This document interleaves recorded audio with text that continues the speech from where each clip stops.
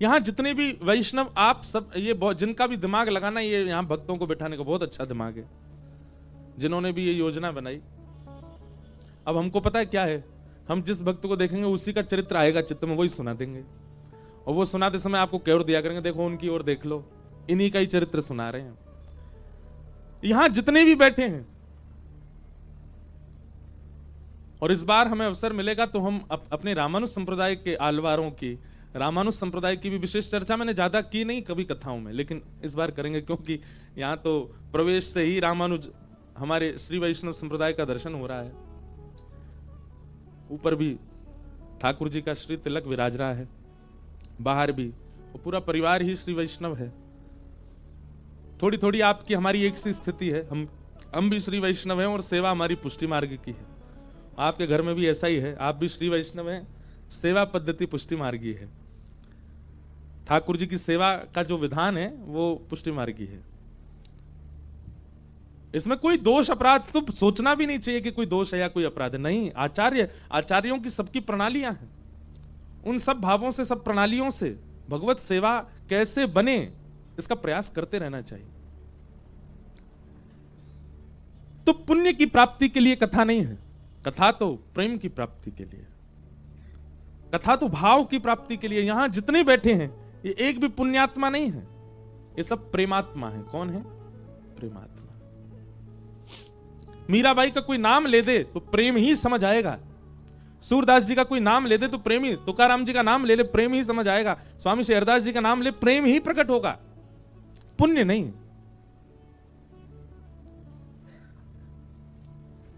और श्री कृष्ण प्रेम प्रिय हैं, तो भागवत की कथा या धाम में आगमन या सागर गोमती में स्नान, इन सबके पीछे एक ही उद्देश्य होना चाहिए, हे ठाकुर जी हमारे चित्त में प्रेम प्रकट कर दीजिए। हम संसार में रहकर के बहुत मलिन हो चुके हैं, बहुत ज्यादा हमारे अंदर अस्थिरता आ चुकी है, हम जड़वत होते जा रहे हैं। नाथ हमारे चित्त को प्रेमी बना दीजिए। नरसिंह मेहता प्रेम की साक्षात प्रतिमूर्ति, जिनके लिए यही द्वारिकाधीश सेठ बन जाते हैं और हुंडी भरते हैं श्री नरसिंह मेहता जी की। वही नरसिंह मेहता की पुत्री के लिए ठाकुर जी भात भरने के लिए जाते हैं, नरसिंह मेहता के पुत्र में बारात लेकर के ठाकुर जी जाते हैं। ये सब पुण्यों से नहीं हो सकता, ये सब तो प्रेम से ही हो सकता है। बस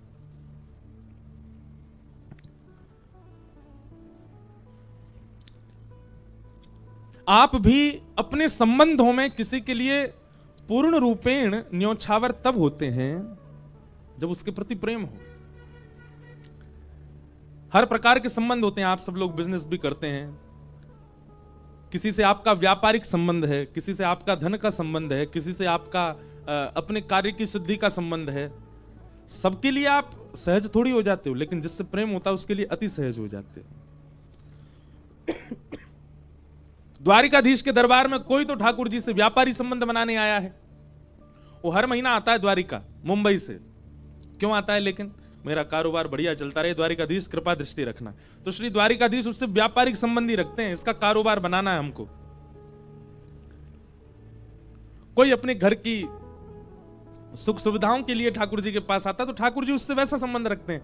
पर द्वारिका कोई केवल श्री द्वारिकाधीश जी को देखने ही आता, बस उसका प्रेम है ऐसा ठाकुर जी से, तो ठाकुर जी भी उसको उसी भाव से देखते हैं। ये यथामाम प्रपद्यन्ते तांस तथैव भजाम्य हम। भगवान कहते हैं गीता में, जो मुझे जैसे भजता है मैं फिर उसको वैसे ही मिलता हूं। आपने श्री द्वारिकाधीश के प्रति यदि प्रेम का भाव रखा होगा तो आपके लिए वो राजाधिराज नहीं है, आपके लिए प्रेमी ही बन जाएंगे। तो इसलिए भैया ये अवसर मिला है, द्वारिका में आप बैठे हो, गोमती सागर संगम पर बैठे हो, द्वारिकाधीश जी की चरण सन्निधि है, यह क्षेत्र अद्भुत है। इस क्षेत्र को ठाकुर जी ने चुना रहने के लिए, इसलिए यहां आकर के कथा श्रवण के पीछे आपका उद्देश्य केवल प्रेम हो और कुछ नहीं। हम तो ये क्या, हमारी कहीं भी कथा होती है हम सब जगह यही कहते हैं, प्रेम ही मांगो। और क्या मांगना ठाकुर जी से? प्रेम। ये वही नगरी है जहां एक विप्र का आगमन हुआ और उस विप्र के आगमन के बाद इस नगरी ने वह दृश्य देखा जो कभी सोचा नहीं था। क्या? जहां बड़े बड़े राजा महाराजा लाइन लगा करके खड़े रहते हैं कि ठाकुर जी एक क्षण के लिए हमसे मिल लें, उस नगरी में एक दीनहीन से ब्राह्मण के आते ही अपनी गद्दी छोड़ करके ठाकुर जी दौड़े।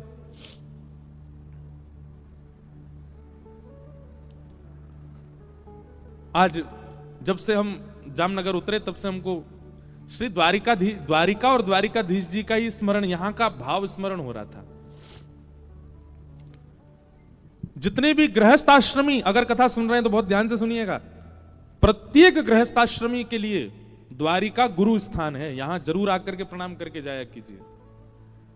एक गृहस्थाश्रमी को अपने जीवन में क्या क्या नियमों का पालन करना चाहिए, एक व्यापारी को क्या क्या नियमों का पालन करना चाहिए, एक कर्मठ व्यक्ति को, एक धनवान व्यक्ति को, एक विप्र को, एक ब्राह्मण को किन किन नियमों का, वो द्वारिका से सीखिए।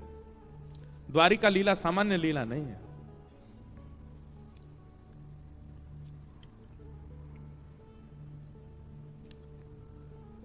कृष्णस्यासीत् सखा कश्चित् ब्राह्मणो ब्रह्मवित्तमः विरक्तेन्द्रियार्थेषु प्रशान्तात्मा जितेन्द्रिय। बहुत सावधानी से सुनिएगा। आप सावधानी से सुनेंगे तो हम सावधानी से ही सुनाएंगे आपको, और आपकी सावधानी हटी और दुर्घटना घटी। इसलिए दुर्घटना ना हो जाए, दुर्घटना और तो क्या होगी। इससे बड़ी दुर्घटना क्या है कि कोई जीवन उपयोगी बात यहां से कही गई और आप सुने ही नहीं, सबसे बड़ी दुर्घटना है। इसलिए बहुत सावधानी से सुनिएगा। हम एक अलग भाव में आए इस बार द्वारिका। श्रमित तो बहुत हैं, पर कई बार श्रम में ज्यादा अच्छा भाव निकलता है। सुदामा जी आए द्वारिका।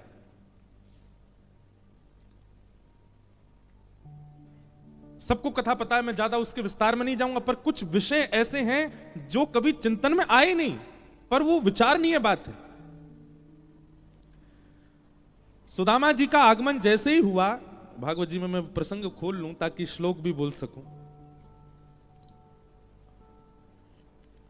सुदामा जी के आगमन होते ही फिर जो जो लीलाएं हुई, घटनाएं हुई, सबको पता है, सब विदित हैं उस भाव से। पर सबसे विशेष बात क्या हुई?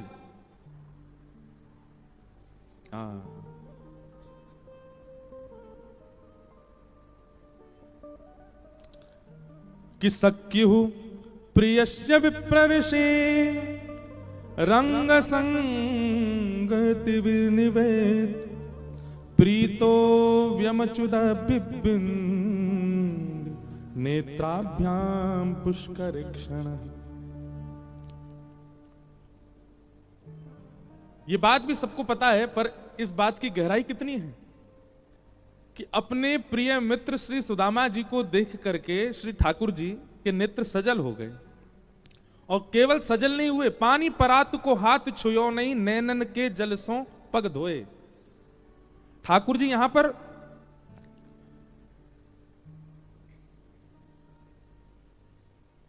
चरण प्रक्षालन कर रहे हैं सुदामा जी का। सुकाचार्य जी महाराज वर्णन करते हैं, अग्रही सिरसा राजन भगवान लोक पावन।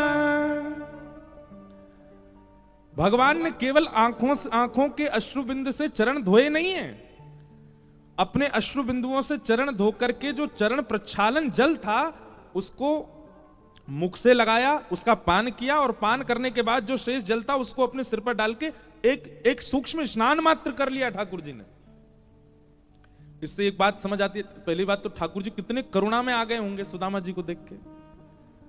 पान करने योग्य जल मिल जाए, स्नान करने योग्य, सिर पर धारण करने योग्य जल, तो जल की मात्रा भी तो अधिक होगी, और वो जल भी साधारण नहीं है, ठाकुर जी के अश्रुबिंद। तो सबसे पहली बात तो यहां यह प्रकट होती है कि ठाकुर जी की कितनी करुणा हुई सुदामा जी को देख करके, कि ठाकुर जी कितने रोए कि आचमन करने योग्य, सिर पर धारण करने योग्य जल प्राप्त हुआ।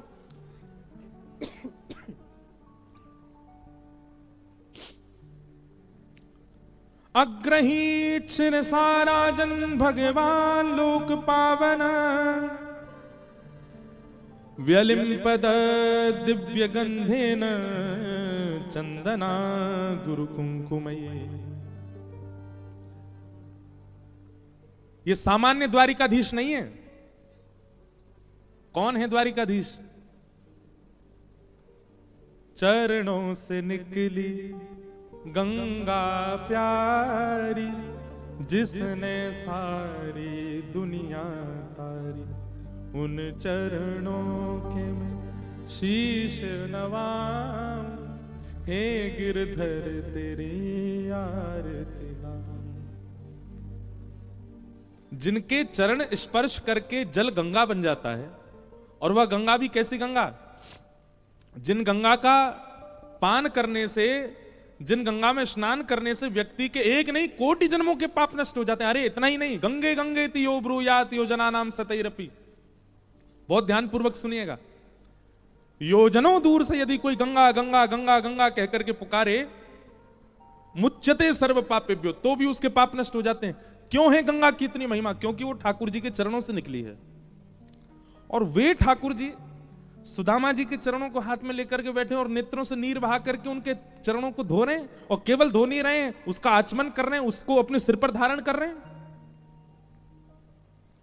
पूरी द्वारिका स्तब्ध हो गई, और केवल द्वारिका नहीं, 33 कोटि देवता आकाश से देख रहे हैं, और सब केवल एक ही आकलन लगा रहे हैं कि सुदामा ने ऐसा कौन सा पुण्य किया है कि ठाकुर जी उसके चरण धो करके पान कर रहे हैं। कभी चिंतन नहीं हुआ इस बात पर? ऐसा क्या किया सुदामा ने? सखा तो अर्जुन भी है, सखा तो उद्धव भी है, सखा तो मधुमंगल श्रीदामा भी है, पर सुदामा में ऐसा क्या विशेष है? एक बात स्पष्ट हो गई संपूर्ण द्वारिका में कि ये जो हम दृश्य देख रहे हैं ये पुण्य का फल नहीं है। पुण्य से तो नहीं हो सकता। भैया हम सुदामा जी के बारे में अच्छे से जानते हैं, उन्होंने हिमालय पर जाके तपस्या नहीं करी है।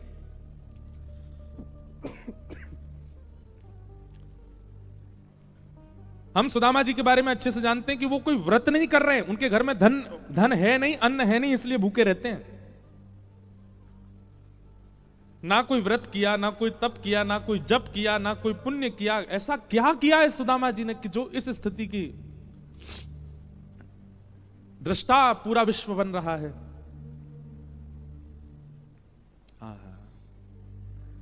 जब सुदामा जी के चरण धो दिए ठाकुर जी ने, आदि आदि सब लीला हो गई, और जब सुदामा जी चले गए तब सब द्वारिका के लोगों ने भगवान को बिठाया, द्वारिकाधीश को बिठाया, और द्वारिकाधीश जी से पूछा कि आपने सुदामा जी के चरण अपने अश्रुबिंदुओं से धोए, उसके बाद आचमन किया, हो ना हो आप परमात्मा हैं, और परमात्मा अगर कोई क्रिया कर रहा है तो निश्चित है कि उसके पीछे कुछ तो उस व्यक्ति ने किया है जिसका फल उसको इस प्रकार से मिला। वैसे तो भक्त के लिए बहुत कष्टदायी है कि आप नीचे बैठे और भक्त ऊपर बैठे, पर फिर भी सुदामा की ऐसी कौन सी बात थी जिस पर आप इतने रीझ गए? ठाकुर जी के नेत्र सजल हो गए, और सजल नेत्रों से भगवान कह रहे हैं कि सवई सत्कर्मणा साक्षात् द्विजातेर्त संभव आद्योंग यत्राश्रमिणां यथाहं ज्ञान दो गुरु। बहुत ध्यान पूर्वक सुनिएगा। ठाकुर जी कह रहे हैं, बहुत बहुत लंबा भगवान वाच, ठाकुर जी ने बहुत बड़ा प्रवचन किया यहां पर, मैं तो केवल एक भाव बता दे रहा हूं। ठाकुर जी कह रहे हैं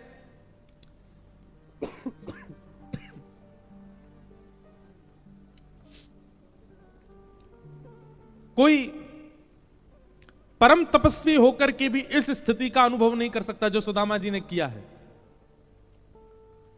कोई परम विरक्त होकर के भी इस स्थिति का अनुभव नहीं कर सकता जो सुदामा जी कर रहे हैं।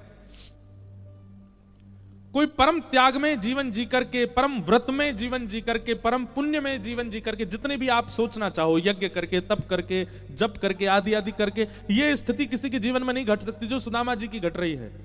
सुदामा जी का ऐसा कौन सा गुण है जिस पर ठाकुर जी प्रसन्न हो गए? भगवान कहते हैं सुदामा के चित्त में जो गुरु निष्ठा है मुझे वो बहुत प्रिय है। सुदामा की अपने गुरु के प्रति जो निष्ठा है, और उस निष्ठा से गुरु सुदामा पर बड़े प्रसन्न थे। जब मैं विद्यालय में पढ़ता था तो मैंने अनुभव किया, सांदीपनी गुरु जी सुदामा जी से बहुत प्रेम करते थे, और गुरु की प्रसन्नता, सांदीपनी गुरु का सुदामा जी के प्रति जो ये अनंत प्रेम था, वो मुझे विवश कर देता है सुदामा जी के चरणों में बैठने के लिए। उनकी गुरु निष्ठा।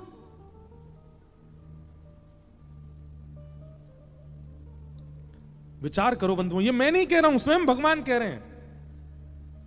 इतने से गुण पर कौन रीझता है? ठाकुर जी रीझते हैं। केवल सुदामा जी की गुरु निष्ठा का। आज भी सुदामा जी, इतने दिन हो गए, सुदामा जी के घर में भोजन नहीं है, सुदामा जी के पास पहनने के लिए वस्त्र नहीं है, सुदामा जी के घर में वर्षा हो जाए तो कमर कमर तक जल भर जाता है। ऐसी स्थिति में भी हम आप लोग होते ना तो गुरु जी के पीछे पड़ जाते हैं कि गुरु जी कैसे गुरु जी हो आप, आपको गुरु जब से बनाया तब से हमारे तो दिन बिगड़ गए।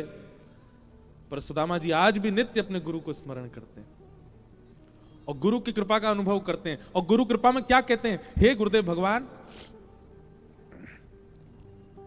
आपकी कृपा से धन भले ही नहीं है, अन्न भले ही नहीं है, वस्त्र भले ही नहीं है, पर एक चीज है, क्या? नित्य कृष्ण स्मृति है चित्त में। नित्य कृष्ण याद रहते हैं मुझको, ये सबसे बड़ी कृपा है आपकी। हम संसारी लोग कृपा को किसी और दृष्टिकोण से देखते हैं, पर सुदामा जी की दृष्टि अलग है। सुदामा जी कहते हैं मुझे रोज कृष्ण स्मरण में आते हैं, ये मेरे गुरु की कृपा है। चाहे कैसी भी स्थिति बन जाए, चाहे कैसी भी परिस्थिति बन जाए, पर मैं ठाकुर जी को भूलता नहीं, ये गुरु कृपा है। ये विषय पढ़ते समय, बोलते समय मुझे अपने ऊपर भी बड़ा आनंद हो रहा था कि ठाकुर जी ने ऐसा जन्म दिया, ऐसा जीवन दिया कि एक दिन भी बिना कृष्ण स्मरण के नहीं निकलता। हम आपको बहुत सत्य बात कह रहे हैं। साल के कई ऐसे दिन होते हैं, उन दिनों में शायद परिवार को याद नहीं कर पाता हूं मैं। साल के कई ऐसे दिन होते हैं कि अपने घर के कई सदस्यों के जन्मदिन पर बात भी नहीं कर पाता मैं। हम दिसंबर के निकले हैं, अब होली पर जाएंगे घर। घर की विस्मृति बन जाएगी, प्रियजनों की विस्मृति बन जाएगी, मित्रों की विस्मृति बन जाती है, पर एक भी दिन ठाकुर जी की विस्मृति के बिना नहीं निकलता है। ये बहुत बड़ी कृपा है, ये गुरु की कृपा है। एक दिन भी ठाकुर जी के बिना नहीं निकलता, ये बहुत बड़ी कृपा है। सुदामा जी महाराज इस बात को कहते हैं, अयम ही परमो लाभो उत्तम श्लोक दर्शनम। भैया देखो, आप लोग द्वारिका आए ना, यहाँ द्वारिका लीला ही चलेगी 7 दिन। कभी सुदामा चरित्र, कभी विवाह का प्रसंग, कभी कुछ। अब हम स्वच्छंद हैं, खूब आनंद से खुल के बोलेंगे, इसलिए सुनिए। सब जगह नहीं होती है ऐसी बात।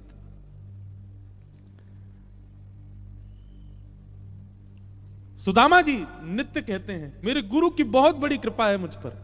और वो कृपा किस चीज में देखते हैं कि चाहे जैसी परिस्थिति परिवार की हो जाए, पर मैं कृष्ण को कभी नहीं भूलता, मैं द्वारिकेश को कभी भूलता नहीं।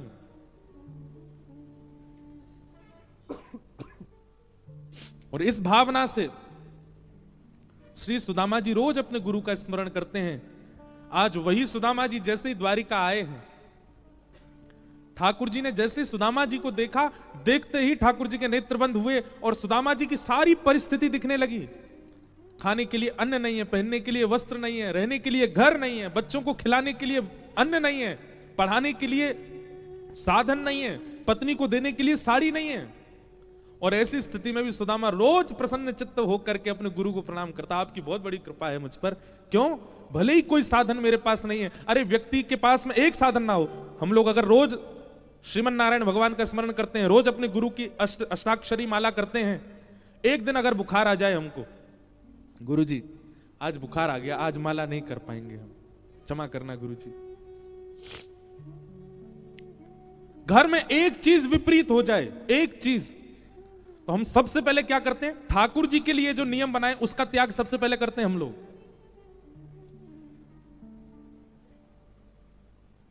सब जानते हैं इस बात को। घर में एक भी चीज विपरीत आ जाए तो हमारे अंदर सबसे पहले जहन में क्या बात आती है? घर के जो बेचारे सेवक होते हैं उनसे कहते हैं तुम ठाकुर जी को देख लेना, हम बहुत, अब घर में ये काम आ गया, हमको जाना पड़ेगा। सबसे पहले ठाकुर जी को भूलने का काम करते, पर सुदामा जी नहीं। अन्न नहीं है, जल नहीं है, वस्त्र नहीं है, कुछ भी नहीं है, फिर भी रोज अपने गुरु को प्रणाम करके धन्यवाद कहते हैं। हे नाथ, इतनी विपरीत परिस्थिति होने के बाद भी मैं द्वारिकेश को कभी भूलता नहीं हूं। ये मेरे गुरु की बहुत बड़ी कृपा है। मैं अपने मित्र को, सखा को कभी नहीं भूलता। श्रीमद् भागवत जी में कभी सुदामा चरित्र पढ़ के देखिए, भगवान ने सिंहासन पर नहीं बैठाया सुदामा जी को, उस पर्यंक पे बैठाया जिस पर रुक्मणी और श्री कृष्ण दोनों विराजमान होते हैं। इतना साम्यवर्ती। एक होता है कि आपने अपनी चेयर पर बैठा दिया, पर एक होता है कि आपने अपने घर की गद्दी पर ही बैठा दिया। सुदामा जी को वहां बिठाया ठाकुर जी ने जहां रुक्मणी कृष्ण दोनों विराजमान होते हैं। उस आसन की ओर देख नहीं सकता कोई और, वहां ठाकुर जी ने सुदामा जी को बिठाया। और केवल सुदामा के अंदर क्या है? गुरु निष्ठा।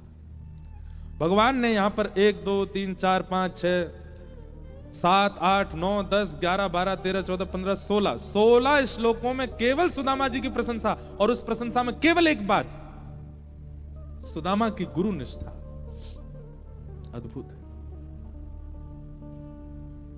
उस गुरु निष्ठा पर ठाकुर जी प्रसन्न हो गए। हमारे श्री द्वारिकाधीश प्रभु के अंग सेवी और हमारे बड़े प्रिय, जिनका आशीष खूब प्राप्त होता है, श्री चित्रांग पुजारी जी पधारे हैं श्री द्वारिकाधीश जी के यहाँ से।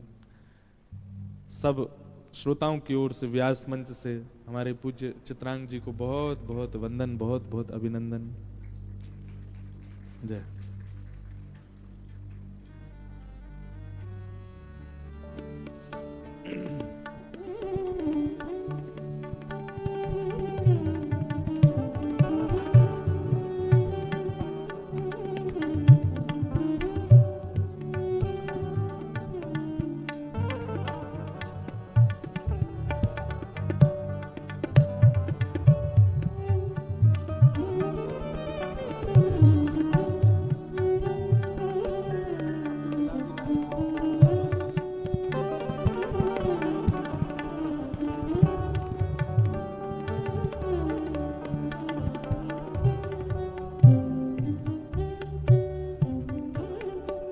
द्वारिकाधीश की जय। तो हम किस विषय पर चर्चा कर रहे थे? पूरी दुनिया में श्रीमद् भागवत की कथा जिस विषय पर विश्राम होती है, हमारी आज की कथा उस विषय से प्रारंभ हुई है, सुदामा चरित्र। श्री सुदामा जी।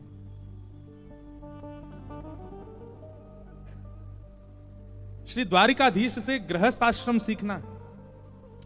और हम ये बात बहुत विचार करके, उम्र तो इतनी नहीं है हमारी, अनुभव भी इतना नहीं होगा, पर लेकिन श्रीमद् भागवत की सेवा करते करते कोई भाव प्रकट हो रहा है तो कोई अन्यथा नहीं होगी बात। हर गृहस्थ आश्रमी को द्वारिका आना चाहिए और श्री द्वारिकाधीश जी से एक सहज और सुगम गृहस्थ आश्रम कैसे निभे उसकी कामना करनी चाहिए। द्वारिकाधीश दिखाएंगे। सुदामा जी पर कृपा की ठाकुर जी ने, केवल किस लिए? भरोसो दृढ़ेन चरणन के, सूरदास जी कहते हैं, गुरु कृपा। ठाकुर जी इस बात से प्रसन्न है कि सुदामा कभी भी शिकायत नहीं करता है अपनी स्थितियों की, बल्कि अपनी प्रत्येक स्थिति में धन्यवाद और कहते हैं गुरु जी को। ठाकुर जी की बड़ी कृपा, गुरु जी की बड़ी कृपा, कितनी विषम स्थिति में भी मैं ठाकुर जी को, द्वारिकेश को भूला नहीं हूं, स्मृति बनी रहती है। अच्छा, एक और बात, कई बार परिस्थिति बहुत बिगड़ने पर ठाकुर जी की भय के कारण स्मृति बनती है। जैसे हमारी परिस्थिति बिल्कुल विलग हो गई है, विपरीत चल रही है, धन साथ नहीं दे रहा, समय साथ नहीं दे रहा, परिवार साथ नहीं दे रहा, परिजन साथ नहीं दे रहे, कुछ भी साथ नहीं दे रहा, तो कई बार आर्त भाव से भगवान का स्मरण होता है, हे नाथ कैसा चल रहा है सब जीवन, कुछ कृपा करो, अनुग्रह करो। यह भी एक बार का एक प्रकार का स्वार्थ ध्यान है ठाकुर जी का, पर सुदामा जी वो नहीं करते हैं। सुदामा जी कैसा ध्यान करते हैं? प्रसन्न ध्यान। अयम ही परमो लाभो उत्तम श्लोक दर्शन। इसलिए ठाकुर जी इतने सहज, इतनी ऐसी कृपा की सुदामा जी के ऊपर। यह पुण्य से प्राप्त नहीं हो सकता, ये तो प्रेम से ही प्राप्त हुआ है सुदामा जी को। श्री वल्लभ नख चंद्र छटा बिन सब जग माहि अंधेरो भरोसो दृढ़ चरण केरो भरोसो दृढ़ चरण केरो। व्यक्ति कोई नियम पालन कर पाए ना कर पाए, कोई साधन कर पाए ना कर पाए, पर आज द्वारिकाधीश जी की नगरी में बैठे हो, एक साधना कर लो बस, गुरु और गुरु के वचनों के प्रति अटूट विश्वास। भगवत प्रसन्नता के मैं कुछ लक्षण ढूंढ रहा हूं जिनसे ठाकुर जी बहुत जल्दी प्रसन्न होते हैं, उनमें सबसे ऊपर है गुरु निष्ठा। गुरु निष्ठा यदि आपके चित्त में है, आप ठाकुर जी को बहुत जल्दी प्रसन्न प्राप्त कर सकते हो।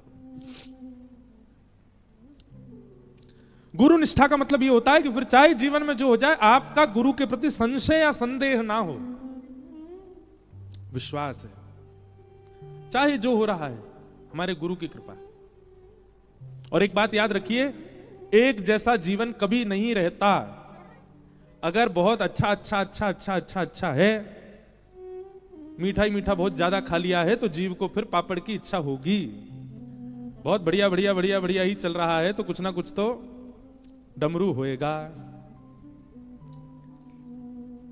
और कहीं बहुत ज्यादा ही खट्टा खा लिया है, कुछ ज्यादा ही नमक मिर्च ज्यादा ही पाली है, तो फिर मिष्ठान की इच्छा अपने आप ही प्रकट होगी और गुलाब जामुन आएगा सामने। तो एक खटास क्या है? जीवन में आने वाले जो निचली स्थितियां हैं, सब खटास है। बहुत दिन तक नहीं रहेंगी, एक दिन मिठास आएगी, और बहुत दिन तक मिठास भी नहीं रहेगी। एक दिन खटास रूपी गिरावट में जाना तो पड़ेगा। इसलिए स्थितियां सारी आएंगी जीवन में, उन स्थितियों में गुरु के प्रति जो निष्ठा है वो कभी बिगड़े ना, वो ठाकुर जी देखते हैं। आपको पता है, स्थिति आपके परिश्रम से आती है, पर कई बार स्थिति ठाकुर जी भेजते हैं आपका परीक्षण करने के लिए, देखने के लिए कि अब आप क्या इसमें क्या निर्णय लेने वाले हैं, और आपके द्वारा लिया गया निर्णय वो ठाकुर जी को प्रसन्न होता है। नरसिंह मेहता इतने भोले हमारे, उनके भोलेपन पे ही हमारे द्वारिकाधीश इतने प्रसन्न। नरसिंह मेहता के बेटा का ब्याह हुआ निश्चित, मैं कथा में सुनाया करता हूं, बड़ी सुंदर कथा है। तो जैसे ब्याह निश्चित हुआ, तो अब नरसिंह मेहता बेचारे सामान्य, लेकिन जिस कन्या से बेटा का ब्याह होना था वो कन्या के पिता बड़े धनवान, और नरसिंह मेहता का कीर्तन इतना प्रसिद्ध था और नरसिंह मेहता की भक्ति इतनी प्रसिद्ध थी कि वो जिस नगर में जाते थे सब लोग उनको वंदन जरूर करते थे। तो इसी वंदन के भाव में देख करके एक नगर सेठ ने अपनी बेटी का ब्याह नरसिंह मेहता के पुत्र से पक्का कर दिया। ये बढ़िया चित्र लगवा दिए भक्तों के, आती रहेंगे याद कोई ना कोई। तो बहुत देर से नरसिंह मेहता जी कह रहे थे, बोले आए हो गुजरात, जूनागढ़ पास ही है, हमारा नाम थोड़ा ले लो द्वारिकाधीश जी के चरणों में। अब सब लगभग प्रयास करूंगा, जितने हैं सबके चरित्र आए। तो नरसिंह मेहता एक नगर सेठ की कन्या से अपने बेटे का ब्याह निश्चित कर दिया। अब वो सेठ जी ने अपनी बेटी का ब्याह निश्चित किया, तो 4-5 और सेठ मिले, उन्होंने कहा हमने सुना आपने अपनी बेटी का ब्याह पक्का कर दिया। तो सेठ जी बोले हाँ कर दिया। बोले किससे किया? बोले नरसिंह मेहता से, उनके बेटे से। तो एक सेठ बोला पूरी दुनिया में आपको वही मिला, हमने अपना बेटा इतनी बार प्रस्ताव दिया आपको वो नहीं सुहाया, नरसिंह मेहता के बेटे से क्या आपने अपनी कन्या का ब्याह निश्चित कर दिया? अरे वो कीर्तनकार है, भले ही उनका बहुत नाम है सम्मान है, पर भैया घर में व्यवस्था नहीं है। तुम्हारी बेटी राजघराने जैसे रहने वाली, उनके घर में कैसे निभेगी? और शास्त्र आज्ञा करते हैं बेटी का विवाह सदैव अपने से ऊंचे कुल में ही करना चाहिए। सेठ जी, नरसिंह मेहता की स्थिति ऐसी नहीं है कि आपकी बेटी को एक समय भी प्रेम से पवा सके, आप तो भाव में करिए इस संबंध पक्का। और सेठ जी बोले सच में ऐसा? बोले हाँ, नरसिंह मेहता की स्थिति तो ऐसी है। बोले अब क्या करें, हमने तो पक्का कर दिया। बोले पक्का ही तो किया, ब्याह थोड़ी हुआ है, ब्याह हो जाए तो बात अलग है, अभी पक्का ही तो हुआ है, तोड़ दो संबंध। सेठ जी बोले ऐसे अच्छा नहीं लगता ये तोड़ना, अभी आज का समय थोड़ी था, आज के समय में तो कुछ भी संभव है। पर उस समय पर लोग संकोच करते थे, नरसिंह मेहता बड़ा संकोच करें कैसे, वो सेठ जी बड़ा संकोच करें कैसे मना करूं मैं एक बार हाँ कहने के बाद। तो एक सेठ जी ने बड़ा दिमाग लगाया, बोले सुनो एक काम करो। बोले क्या? एक पत्र लिखो और पत्र में लिखो कि हमारी बेटी को ब्याहने के लिए जब आओ तो ऐसी बारात लेके आना। कैसी बारात लेके आना? बोले 100 तो हाथी हों, 200 घोड़े हों, 50 प्रकार के बैंड बाजे हों, और जितने बाराती आमे सबके गले में सोने के मणि माणिकों के हार, नवलखा के हार हों। जितने बाराती आमे सब बड़े सुंदर दिखने वाले हों, सबकी अचकने इतनी महंगी हों, आदि आदि। ये सब पत्र में लिख करके आप नरसिंह मेहता को भेज दो। नरसिंह मेहता जैसे पत्र देखेगा और सोचेगा इतनी व्यवस्था तो हम कर ही नहीं सकते, अपने आप खुद ही तोड़ देगा संबंध, आपकी बेटी सुरक्षित हो जाएगी। हाँ बोले ये बात ठीक है, व्यवस्था इतनी बता दो कि सामने वाला पहली हाथ खड़ा कर दे। पत्र लिखा महाराज, उसमें 100 हाथी। सेठ जी बोले 100 नहीं 200 ही कर दो सीधे। देखते ही हिल जाए नरसिंह मेहता। 200 हाथी कर दिए, 400-500 घोड़े कर दिए, और उन घोड़सवार हाथी सवार बढ़िया ऐसी अचकन हो, नवलखा के हार हो, आदि आदि सब विस्तार से 3-4 पत्रों में भर करके भेज दिया। पत्र लिख करके, पत्र को बढ़िया बंद करके और ऊपर लिख दिया जय श्री कृष्ण, भेज दिया। नरसिंह मेहता बैठे अपना कीर्तन कर रहे थे, तभी पत्रकार लेकर के आया पत्र, और आकर के बोला महाराज आपके लिए पत्र आया। नरसिंह मेहता बोले दिखाओ। पत्र देखा, पत्र के ऊपर लिखा था जय श्री कृष्ण। बोले ए सुनो इधर आप, इस पे क्या लिखा है? बोले जय श्री कृष्ण। बोले जय श्री कृष्ण लिखा है, कहीं पर भी जय श्री नरसिंह लिखा है? नरसिंह मेहता लिखा है? कहीं नहीं लिखा। तो मेरा पत्र क्यों हुआ? जय श्री कृष्ण लिखा है, इसका मतलब ठाकुर जी का पत्र है, मेरा पत्र नहीं है ये। और भैया किसी और का पत्र तो खोलना भी नहीं चाहिए, जिसका पत्र है वही देखेगा। नरसिंह मेहता ने खोला ही नहीं, डर दिया ठाकुर जी के। ठाकुर जी आपके किसी प्रेमी ने आपके लिए पत्र भेजा, बड़ा भारी पत्र है, अब मैं तो इसको खोलूंगा नहीं नाथ। और आप तो बड़े लीलाधारी हो, क्या पता रुक्मणी जी के मन में कोई भाव आ गया हुए हैं, उन्होंने कोई पत्र भेज दिया हो, क्या पता जामवती सत्यभामा सब द्वारिका में है, आपसे कोई लीला कर रही हो इसलिए पत्र भेजा। मैं तो नहीं पढ़ूंगा ठाकुर जी, आपका निज पत्र है, देख लीजिएगा इसमें क्या लिखा है। और पत्र धर दिया, खोला ही नहीं। ठाकुर जी मन ही मन सोच रहे नरसिंह 200 हाथी लिखे इसमें, खुल तो ले एक बार। पर नरसिंह मेहता तो ठाकुर जी को छोड़ दिया। अब यहां सेठ जी ने कुछ दिन प्रतीक्षा करी कि नरसिंह मेहता संबंध तोड़ने का कुछ भाव करेंगे, पर नरसिंह मेहता की तरफ से तो कोई प्रस्ताव ऐसा आया नहीं। सेठ जी ने बीच में एक बार किसी को भेजा, बोले जाके देख पूछ के आओ नरसिंह मेहता तैयारी कर रहा है क्या। तो कोई गया, जाकर बोला, बोले हम तुम्हारे बेटे का जहां संबंध हुआ वहीं से आए हैं, वो लोग पूछ रहे हैं सब तैयारी। हाँ सब तैयारी चल रही है महाराज, हम बारात लेके आएंगे, उनसे कह दीजिएगा, कोई चिंता की बात नहीं। उस व्यक्ति ने जाके कहा तो उनको सेठ जी को विश्वास हो गया, जो जो हमने लिखा वैसी ही बारात आएगी। अब नरसिंह मेहता के बेटे के ब्याह का समय आया, बारात के लिए घोड़ी लेने गए। एक बेचारी घोड़ी बूढ़ी हो गई थी, मरणासन अवस्था में थी, कुछ ही दिन में उसके जो है प्राण जाने वाले थे, उसको तो लेके आए। बारातियों के पास गए तो बाराती उल्टा कर्जा, बोले हमारा कर्जा है तुम पहले वो चुकाओ फिर जाएंगे।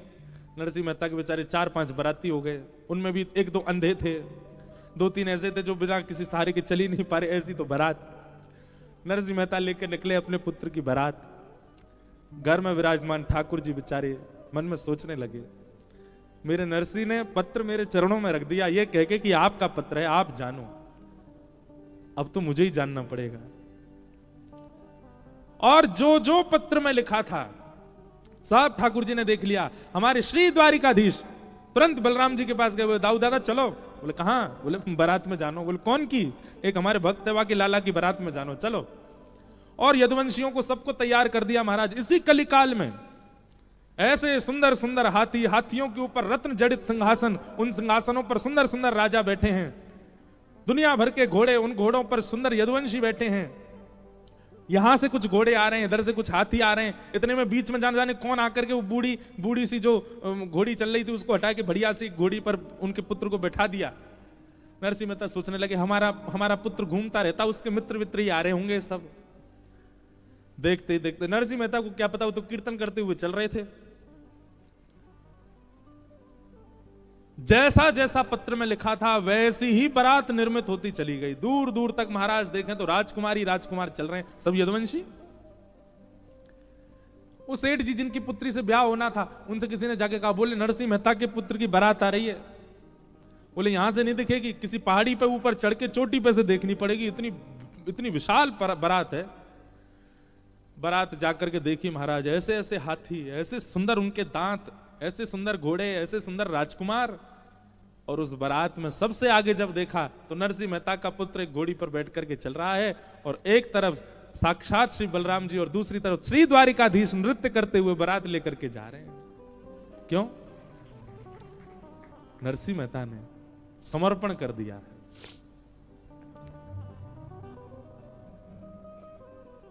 ठाकुर जी के मन को समझो, ये कथाओं के द्वारा क्या करना है, ठाकुर जी के व्यवहार को, ठाकुर जी के मन को, ठाकुर जी की स्थिति को समझ लो और वैसे बन जाओ।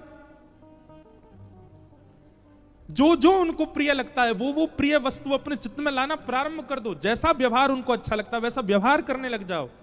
जो आहार उनको प्रिय लगता है वो आहार पाने लग जाओ। जैसा वस्त्र उनको प्रिय वैसे पहनने लग जाओ। ये कथाएं किस लिए होती हैं? ये पितृ मुक्ति के लिए, ग्रह शांति के लिए, व्यापार वर्धन के लिए। ये सब नहीं है, ये सब आप अपने कर्मों से कर सकते हैं। ये तो केवल भगवत प्राप्ति के लिए कथा है। और भगवत प्राप्ति कब होगी? जब जिससे संबंध बनाना, पहले उसको जान तो लो वो है कैसे। आज हमने क्या सीखा? ठाकुर जी को गुरु निष्ठा बहुत प्रिय है, तो अपने गुरु के प्रति निष्ठा प्रगाढ़ कर लो। दूसरा क्या देखा? ठाकुर जी को भोलापन, जैसा नरसिंह में है वो बहुत प्रिय। भोले बन जाओ, सरल बन जाओ।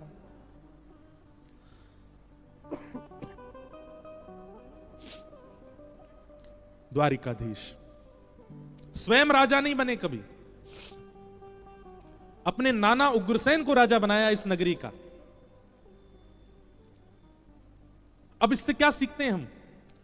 पदवी मिलने के बाद भी उस पदवी का त्याग करना, ये ठाकुर जी से सीखो। पदवी त्याग करने का मतलब क्या है? ठाकुर जी ने पदवी का त्याग करके कोई पूरा दायित्व डाल दिया हो उग्रसेन के ऊपर? नहीं, उग्रसेन केवल राजा बने बैठे हैं। राजाओं की सारी क्रिया ठाकुर जी करते हैं। मतलब पदवी को नहीं स्वीकार किया, पदवी पर जो श्रम करना चाहिए वो सारा श्रम ठाकुर जी ने किया। ऐसा वर्णन आता है कि द्वारिकाधीश रोज शाम को निकलते हैं, पूरी द्वारिका में भ्रमण करते हैं, और जब जाते हैं तो इतना प्रेम भर के, स्नेह भर के पूरी द्वारिका नगरी को देखते हैं कि उनकी दृष्टि मात्र से सब आनंद में आ जाते हैं, सब प्रसन्न होने लग जाते हैं। पूरी नगरी में भ्रमण करते हैं। ऐसे हमारे द्वारिकाधीश ग्रह के लिए समय, राज्य के लिए समय, मित्रों के लिए समय, संतों के लिए समय अलग से ही निकाल के रखते हैं। अपनी नित्य क्रिया के लिए समय। आज भी द्वारिकाधीश संध्योपासन करते हैं नित्य। इसलिए मैं कह रहा हूं, संसार में जितने भी गृहस्थाश्रमी हैं सबके लिए गुरु घर है द्वारिका। आओ, आकर के प्रणाम किया करो, और बस द्वारिकाधीश से यही मांगो कि हे द्वारिकाधीश, जैसे आप अपने संपूर्ण परिवार, परिजन, प्रियजन, संतजन, गुरुजन सबको संभाल लेते हैं, वैसी स्थिति हमारी बनाओ। ये द्वारिकाधीश से हम सीखें। वैसे श्री द्वारिकाधीश हैं, राजाधिराज हैं, गौ ब्राह्मण प्रतिपालक हैं। इसलिए हम अपने सप्तनिधि वाले पद में गाते हैं, विप्रधेनु संतन के कारण रण छोड़ो ब्रजनाथ। विप्रधेनु संतन के कारण रण छोड़ो ब्रजनाथ। गाओ। विप्रधेनु संतन के कारण रण छोड़ो ब्रजनाथ। विप्रधेनु संतन के कारण रण छोड़ो। ठाकुर जी ने रण क्यों छोड़ा? क्योंकि जरासंध ब्राह्मणों को अनुष्ठान पर बिठा करके आया है, और कहीं ना कहीं जरासंध ने यह भी कहा है कि अगर ठाकुर जी इस बार मुझसे नहीं हारे तो मैं गौ, ब्राह्मण, संत इनको मारना प्रारंभ कर दूंगा। ठाकुर जी ने मन में विचार किया कि गौ, ब्राह्मण, संत सबकी रक्षा हो, ऐसी क्रिया हमें करनी। सबकी रक्षार्थ ठाकुर जी रण छोड़ के गए। विप्रधेनु संतन के कारण रण छोड़ो ब्रजनाथ। विप्रधेनु संतन के कारण रण छोड़ो ब्रजनाथ। कहाँ आए? गोमती तट द्वारवती पधारे, गोमती तट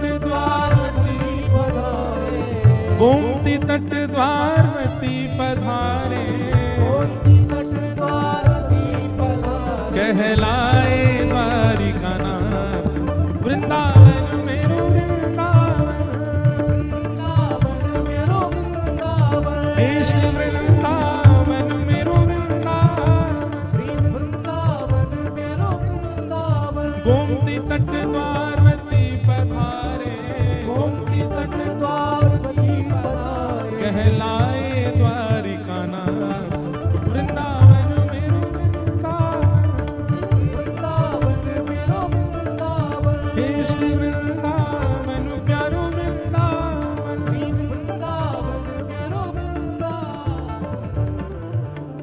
विप्रधेनु संतन के कारण रण छोड़ो ब्रजनाथ, गोमती तट द्वारवती पधारे। शास्त्रों में द्वारिका का नाम द्वारावती, द्वारवती, कहलाए द्वारिका हाथ। ठाकुर जी आए रण छोड़ करके और आकर के समुद्र नारायण भगवान से कहने लगे, हमको स्थान दे दीजिए अपना भवन बनाने के लिए, हम अपने यदुवंशियों के साथ यहां रहना चाहते हैं। समुद्र नारायण चरणों में गिर गए, बोले भगवान आप तो आज्ञा करो, आप आज्ञा कीजिए, आप निवेदन क्यों कर रहे हैं। पर यह ठाकुर जी का स्वभाव है, सबको मान देते हैं। समुद्र के तट पर भी आकर के समुद्र नारायण से कह रहे हैं कि आप हमको स्थान दो, भगवान चाहें तो भ्रगुटी टेढ़ी करके कहीं भी रह सकते हैं, पर नहीं, समुद्र नारायण आप हमको स्थान दीजिए। इसीलिए विष्णु सहस्त्र नाम में मान देना भगवान का एक नाम भी है, सबको मान देते हैं। समुद्र भगवान से कह रहे हैं हमको स्थान दे दो, और तब समुद्र के बीचों बीच एक स्थान प्रकट हुआ। तब विश्वकर्मा को भगवान ने आज्ञा की कि आप एक नगरी बनाओ। तो विश्वकर्मा जी ने कहा कैसी नगरी बनाएं, कैसी चौखट हो, कैसी खिड़की हो, कैसे झूमर हो, बताओ, इंटीरियर बताइए कैसा चाहिए आपको। दुनिया के लोग अपने लिए घर बनाते हैं तो इंटीरियर और एक्सटीरियर दोनों डिजाइन करवाते हैं, पर हमारे ठाकुर जी ने द्वारिका का ऐसा इंटीरियर करवाया। इंटीरियर कैसा होता है, या फिर खिड़की गेट ऐसे बनाए जाते हैं, आंधी आए तो धूल मिट्टी भीतर नहीं आ जाए, वर्षा का पानी भीतर नहीं आ जाए, कीड़े मकोड़े डेंगू नहीं आ जाए भीतर, ऐसा घर बनवाते हैं। मुंबई में रहते हैं आप लोग, तो मुंबई में तो इतनी इतनी ऊंची बिल्डिंग होती है, फिर भी मच्छर पहुंच जाते हैं ऊपर। मच्छर भी वहां पर ऊंची उड़ान भरने वाले हैं, फिर भी डेंगू हो ही जाता है लोगों को।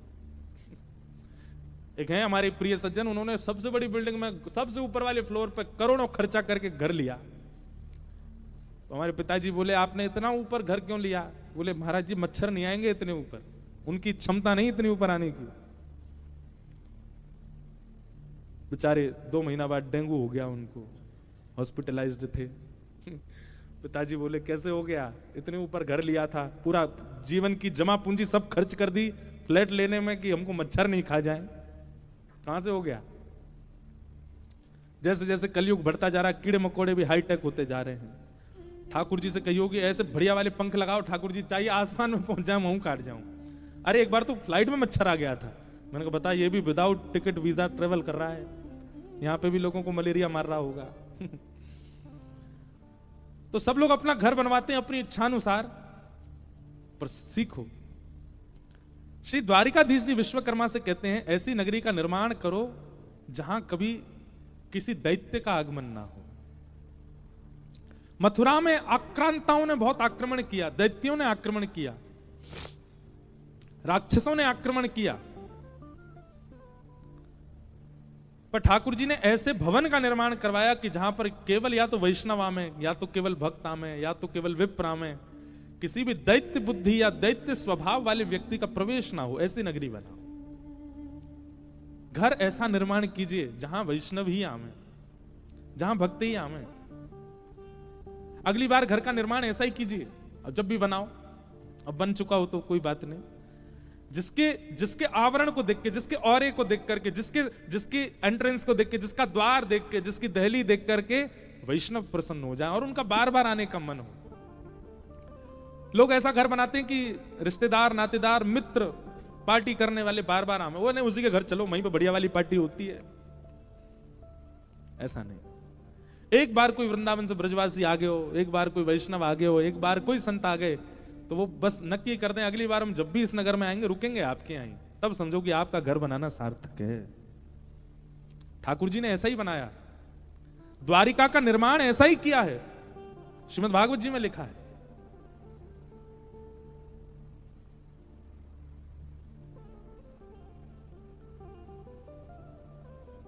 अवासीत नारदो भिक्षणम कृष्णोपासन लालसा, गोविंद भुज गुप्तायाम द्वारवत्वाम कुरुद्वह, अवासीत नारदो भिक्षणम कृष्णोपासन लालसा। नारद जी का नाम तो सबने सुना ही है। कहते हैं द्वारिका का निर्माण होने के बाद नारद जी फिर ब्रह्मलोक में नहीं रहते, नारद जी वैकुंठ में नहीं रहते, नारद जी किसी और तीर्थ में नहीं रहते, द्वारिका में ही रहते हैं बस। नारद जी हों, बड़े बड़े ऋषि हों, बड़े बड़े संत हों, बड़े बड़े महापुरुष हों, ये सब द्वारिका में ही रहते हैं। और क्यों रहते हैं?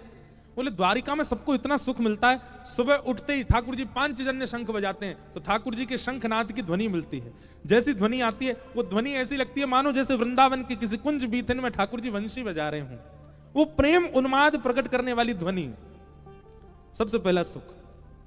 दूसरी बात, यहां भोर होते ही, इसका नाम द्वारिका क्या है? द्वारी द्वारी कम ब्रह्म।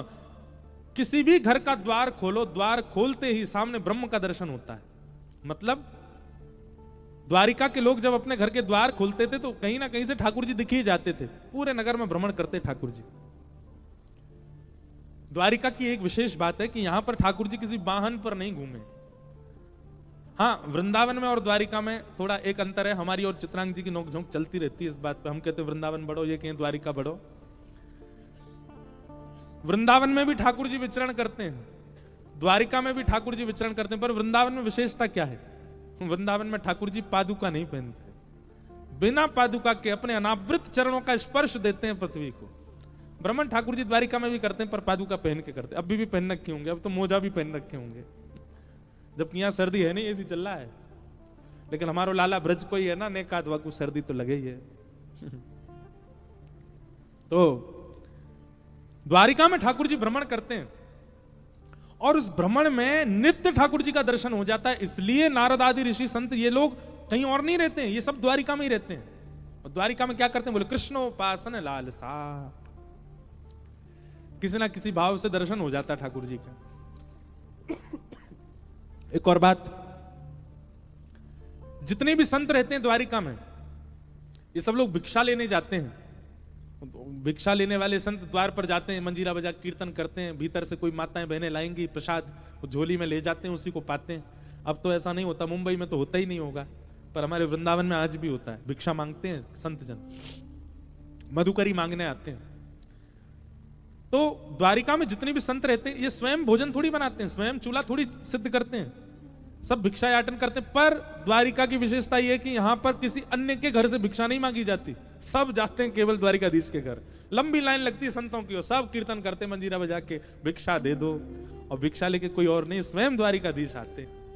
रोटियां लेके आएंगे, बढ़िया सुंदर साग लेके आएंगे, किसी को आटा दाल चावल लेके आएंगे, सबको अपने हाथों से पवाते हैं। संत महापुरुष आते तो भिक्षा लेने, पर ठाकुर जी की रूप माधुरी की भिक्षा लेकर के आनंदित हो जाते हैं और दिन रात बस उसी चिंतन में रहते हैं।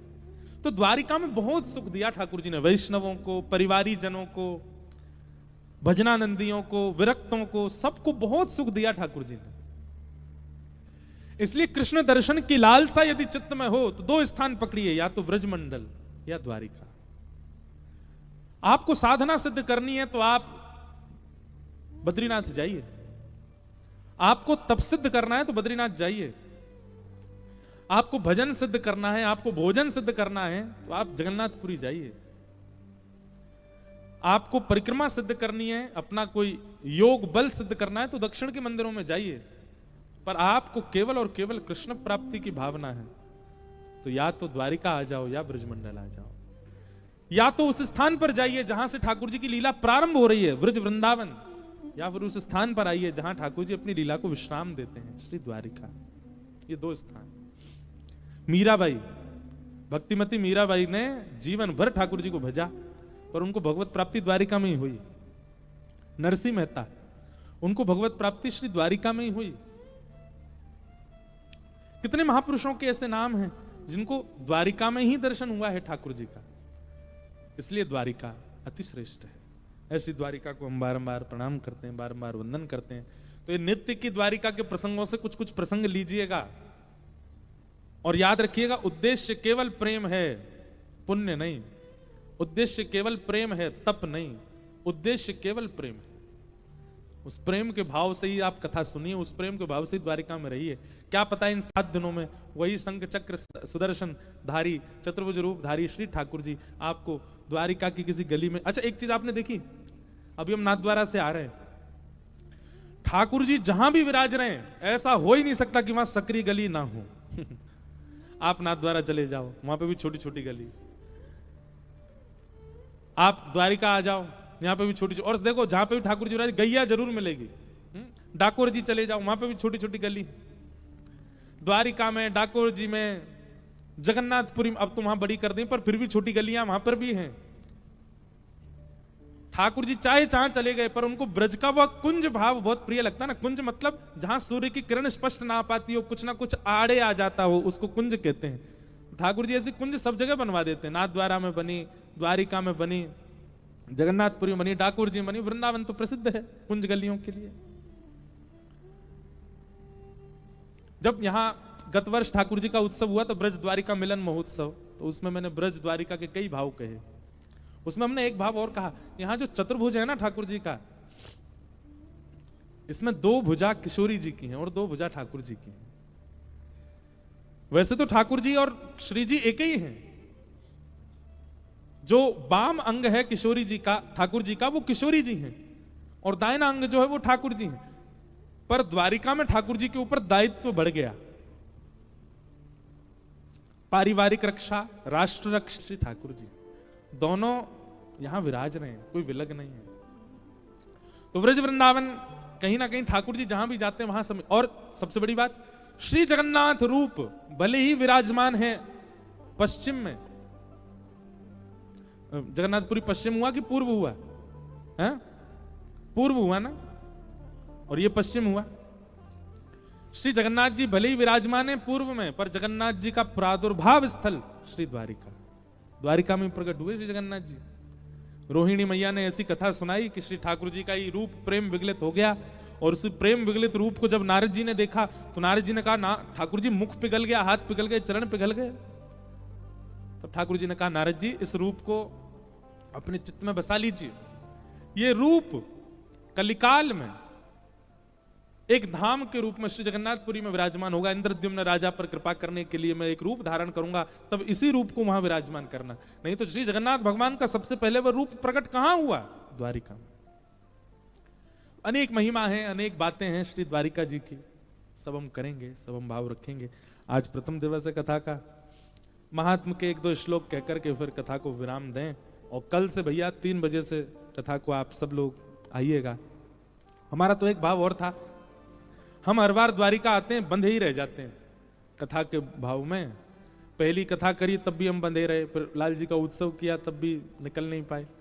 ऐसे एक भाव था कि इस बार कथा हम सुबह के सत्र में करें ताकि पूरे दिन डोलें, सब जगह जाएं, दर्शन करें, बेट द्वारिका जाएं, द्वारिका जी जाएं, नागेश्वर जाएं, एक दिन सोमनाथ भाग जाएं।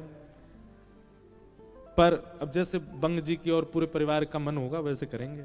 उनका मन होगा कि नहीं सुबह ही कर, शाम को शाम को करेंगे, फिर सुबह भागा करेंगे। पर रुकने वाले तो नहीं है इस बार हमको द्वारिकाधीश जी का खूब सुंदर दर्शन करना है, सब जगह जाना है। तो जैसा क्रम रहेगा ये समय भी हमारे लिए उपयोगी है, सुबह वाला भी उपयोगी, जो आप लोगों को उचित लगेगा वैसा समय। लेकिन कल का समय 3 बजे से ही है, तो कल तो आप 3 बजे ही आना, फिर अगर कुछ परिवर्तन करना होगा तो हम बता देंगे। भगवान ने यहाँ पर कई बाल लीलाएं भी की हैं द्वारिका में, उन सब का भी उद्घाटन करेंगे कथाओं में। ठाकुर जी कभी कभी चोरी करवे को मन भयो है, ठाकुर जी ने रास विहार भी किया है, ठाकुर जी ने कई मधुर भावों को भी प्रकट किया है। अब आदत तो ब्रज की रहेगी, भले ही गुजरात में आ जाए बदल थोड़ी जाएंगे, भाव तो सब ब्रज के ही रहेंगे ठाकुर जी। भले ही गुजरात वाले, गुजरात में इतना मिष्ठान भोजन ही तब से प्रारंभ हो गया जब से ठाकुर जी आए यहाँ पे, जब से हमारे मीठे मीठे ठाकुर जी आए तब से यहाँ के सब प्रसादियों में मिष्ठान ही। अच्छा एक बात और बताएं, हमारे ठाकुर जी आए, अब थोड़ी न खिंचाई करें द्वारिका वालों की, वैसे तो एक ही बैठे हैं यहाँ पे। ठाकुर जी को इतनी याद आती वृंदावन की। सुबह बाल भोग में तो थोड़े से उदास बैठे रहते, राजभोग में तो थोड़े से उदास बैठे रहते, रात्रि ब्यारू भोग में भी उदास रहते।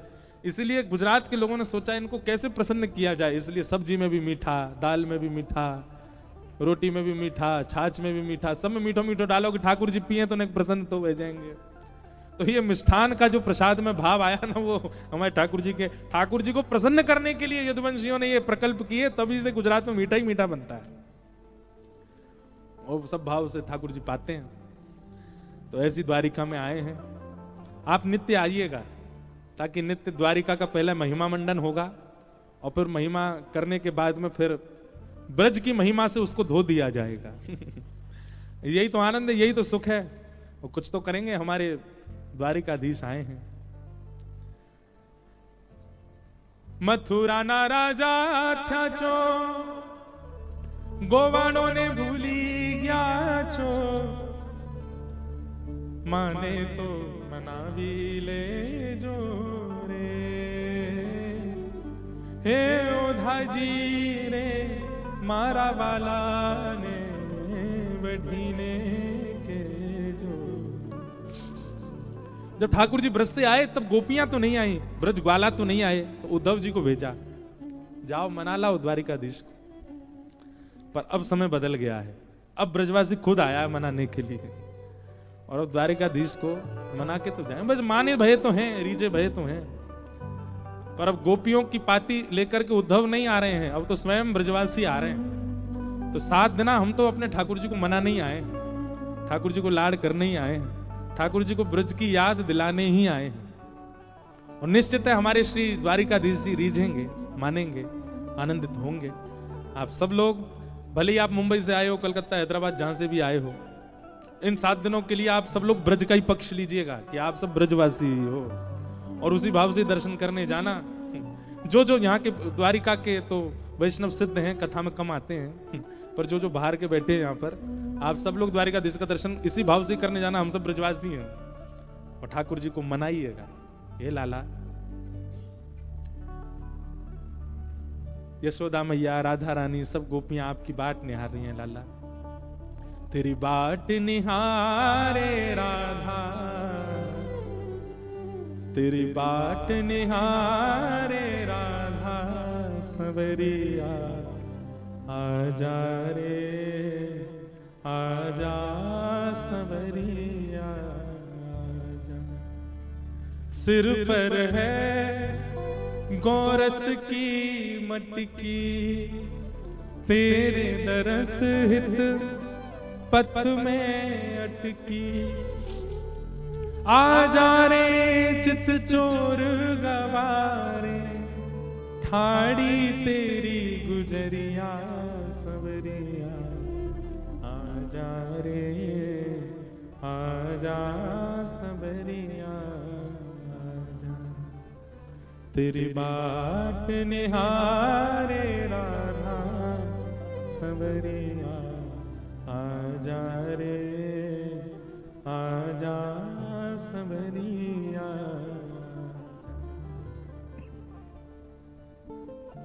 कभी कभी हमको लगता है नाथ द्वारा वाले, द्वारिका वाले कहीं हमको पकड़ के किसी दिन बंद नहीं कर लें किसी कमरा में। हम नाथ द्वारा गए, वहां जाके भी हम यही कह रहे, हम गोवर्धन नाथ जी को ले जाने आए हैं, श्रीनाथ जी वापस गिरिराज जी में कब विराजेंगे। और द्वारिका आके भी हम यही कह रहे, चलो लाला बहुत दिन राज शासन कर लिया, चलो वहीं पे बढ़िया आपको माखन मिश्री पवामेंगे, बढ़िया प्रेम से भोजन करावेंगे। पर ठीक है, हम ब्रजवासी बड़े उदार हैं, हमने जनमानस पर, संसार के लोगों पे उदारता करते हुए ठाकुर जी का एक रूप भेज दिया, जाओ द्वारिका तक चले जाओ, नहीं वहां पे भी कृपा कर आओ। एक स्वरूप जगन्नाथपुरी में भेज दिए, एक हिमालय पे भी भेज दिए, एक नाथ द्वारा में राजस्थान मध्य में भेज दिए, एक दक्षिण में भी भेज दिए, पौड़ानाथ रंगनाथ भगवान लेटे हैं। पर इन सबको भेजा ब्रजवासियों नहीं है, जाओ ठाकुर जी ने सब पर कृपा कर आओ, केवल ब्रज में क्यों अनुग्रह करो। ब्रजवासी बड़े दानी हैं, बड़े भोले हैं, तो आए तो मनाने हैं। पर लाला अगर रीच के चलवे को राजी भी आ जाएंगे तो हम पर यही कहेंगे, लाला कोई नहीं, बैठे रहो यहीं, आनंद करो, द्वारिका के लोगों पर कृपा करो। और रीझे तो बैठे हैं, अब ही जाके कहते हैं चल दो, तो रुक थोड़ी सकते हैं, यहाँ पे चल देंगे संग में। लेकिन हम ब्रजवासी बड़े उदार हैं, हम कहेंगे नहीं लाला आप यहीं विराजो, कृपा करो सब वैष्णवन पे आनंद करा। सच्चिदानंद रूपाय विश्वोत्पत्त्यादि हेतवे तापत्रय विनाशाय श्री कृष्णाय वयं नमः। महात्मा का पहला श्लोक सब लोग बहुत ध्यान से सुने, एक दो श्लोक सुन के फिर हम कथा को विराम देंगे। भगवान के कितने रूप हैं? 3, सत्य, चित और आनंद। 3 रूप हैं। ठाकुर जी सत्य हैं, सबसे पहली बात। दूसरी बात, ठाकुर जी चैतन्य हैं। सत्य हैं ठाकुर जी, इस बात को कहने का मतलब है बाकी सब असत हैं, केवल ठाकुर जी सत्य हैं। सांचो एक राधा रमण झूठो सब संसार, बाकी सब झूठे हैं, केवल राधा रमण जी सांचे हैं। ठाकुर जी और ठाकुर जी के संबंध की जितनी वार्ताएं केवल यही सत्य हैं, बाकी सब असत है। हमारे कई महापुरुष तो ऐसा कहते हैं कि आप जितनी देर कथा सुन रहे हैं ना, आप केवल उतनी देर ही जीवित हो, उसके अलावा तो आप मृतक के समान हो। आप जितनी देर भजन कर रहे हो, जितनी देर नाम जप कर रहे हो, जितनी देर वृंदावन को याद कर रहे हो, जितनी देर द्वारिका को याद कर रहे हो, केवल उतनी देर आपकी श्वास गिनी जा रही है, बाकी तो आप मृतक समान हो। मतलब हमारा जीवन भी एग्जिस्ट तभी करता है जब हम ठाकुर जी की सेवा में हैं। अच्छा देखो, एक बात का कभी अनुभव करो, बिना कथा के आप अपने आप को देखिए और कथा में आप अपने आप को देखिए, कितना अंतर है। बिना कथा के एक जगह स्थिर नहीं रह सकते आप। बिना कथा के कलयुग के राक्षस के बिना नहीं रह सकते आप। कलयुग का राक्षस, कई सारे ब्रांड आ गए हैं अब इसमें भी, ब्रांडेड राक्षस हैं कलयुग में। बताओ, सतयुग त्रेता द्वापर से कलयुग खतरनाक क्यों है ज्यादा, पता है? सतयुग त्रेता द्वापर में तो राक्षस आक्रमण करता है, लोग भागते हैं, पर कलयुग में व्यक्ति कमाई ही इसलिए करता है कि हम राक्षस को जीवन में ला सकें, हमारे घर में राक्षस आ जाए। ये राक्षस ही तो है। तो इसके बिना आप रह सकते, पर नहीं, आपने पिछले 2 घंटे से फोन तो नहीं उठाया, बिना इसके रह रहे हो। 2024 में कितनी बार आपने फोन यूज नहीं किया, ये अपने आप से पूछिए। एक मैं अभी किसी का इंटरव्यू देख रहा था, उस व्यक्ति की वो बात पूरी दुनिया में इतनी प्रसिद्ध हो गई, क्यों? उसने पूरे दिन में कितनी देर फोन चलाया? 4 मिनट। कितनी देर? तो दुनिया के लोग आश्चर्य कर रहे थे, बोले कि भैया ये भगवान से कम नहीं है, इसने 4 ही मिनट फोन चलाया बस सुबह से। ये इतनी बड़ी आश्चर्य की बात हो गई है। फोन में स्क्रीन टाइमिंग आता है, आप कितनी देर फोन चलाते हो। उस टाइमिंग को देख करके कभी मन से पूछा कीजिए, इतनी देर हमने भगवत भजन किया होता तो ठाकुर जी मिल गए होते। इतनी टाइमिंग यदि ठाकुर जी को दे दी होती तो आज श्री द्वारिकाधीश हमको हृदय से लगा के बैठे होते। पर जिसको जितना समय ज्यादा दिया वही संग में लगा है। आज हार्ट फेल हो जाए इतनी बड़ी बात नहीं, पर फोन खराब हो जाए तो हार्ट फेल से ज्यादा पीड़ा देता है। उसको इतना समय दिया आपने, उसको इतना जीवन में उपयोगी बना लिया आपने। ठाकुर जी को सत्य मानने का मतलब है ठाकुर जी के संबंध के जितने भी भाव हैं उन सब में ही सत्य का अनुभव करना। आप कथा सुन रहे हैं, यही सत्य है। आप नाम जप कर रहे हैं, वही सत्य है। आप ठाकुर जी का दर्शन कर रहे हैं, वही सत्य है। आप किसी वैष्णव व्यक्ति के साथ में वैष्णव चर्चा कर रहे हैं, वही सत्य है। उसके अलावा आपने जितनी भी संसारी क्रिया की, सब असत्य। ठाकुर जी का पहला रूप क्या है? सत्य। ठाकुर जी का दूसरा रूप क्या है? चैतन्य। जब सत परमात्मा को अनन्य भाव से भजने लग जाओगे तो वही सत परमात्मा कैसा हो जाएगा? चैतन्य। अभी ठाकुर जी कैसे इस वक्त इन प्रेजेंट अगर मुझसे और आपसे पूछा जाए तो अभी परमात्मा कैसे हमारे लिए? अणु मात्र, हवा में, वायु में घूम रहे हैं, दिख नहीं रहे हैं, कहां हैं कुछ पता नहीं है। इस सभागृह में भी कहां बैठे हमको दिख नहीं रहे हैं। क्यों? क्योंकि हमने सत परमात्मा को बहुत ध्याया नहीं, इसलिए वो सत परमात्मा अभी दिख नहीं रहा हमको। जिस समय सत परमात्मा को खूब ध्याने लगेंगे तो कैसा होगा? हमारी ब्रज की गोपियां कह रही हैं, माई मेरे श्याम लगो संग डोले, श्याम लगो संग, श्याम लगो संग। मीराबाई का पद है, श्याम लगो संग डोले। अब देखो वो चित्र देखो मीराबाई का, ऐसा लग रहा है कि मीराबाई सा यही वाला पद गा रही है। क्या गा रही है मीराबाई? ये कन्हैया मेरे संग ही रहे पूरे दिन। मीराबाई बैठे बैठे कहने लगते, नेक शांति रखो। अब सामने बैठा व्यक्ति कहता है, इनके बगल में कोई है तो नहीं, किससे बात कर रही है? पर मीराबाई अकेली नहीं, ठाकुर जी संग रहते हैं। मीराबाई कह रही हैं, जित जाऊं उत ठाड़ो ही पावे, जित जाऊं ठाड़ो ही पावे। मैं जहां भी जाऊं मुझको पहले तो ही ठाड़ो मिले वहां पे। ठाड़ो मतलब समझे ना, ऐसे ठाड़े मिले ठाकुर जी। मीराबाई कहें, अब तो वहां छोड़ के आई, मुझे पहले यहां कैसे आ गए हो?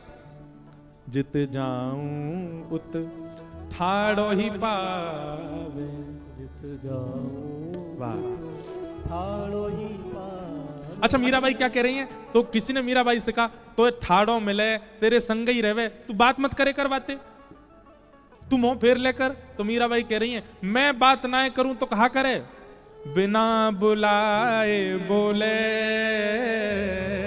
बिना बुलाए बोले। मीराबाई क्या कह रही हैं? मैं बात ना करूं तो मेरे सामने ही चलता रहेगा। अरे तू मत बोल क्यों ना रही, अरे तू कछ कह क्यों ना रही, अरे कछु तो बोल दे, अरे तू गूंगी है गई है, तेरे मुंह में कछु भर गो, तू बोल क्यों ना रही। इतना बोला इतना बोला इतना बोले, मुझे बोलना ही पड़े। बिना बुलाए बोले, बिना बुलाए बोले, शाम लग्यो संग डोले, माई मेरे शाम लग्यो संग। किसी ने कही, बोले तू बोले मत कर और तू देखे भी मत कर वाकी, और जहां दिखे वहीं आंख बंद कर देकर।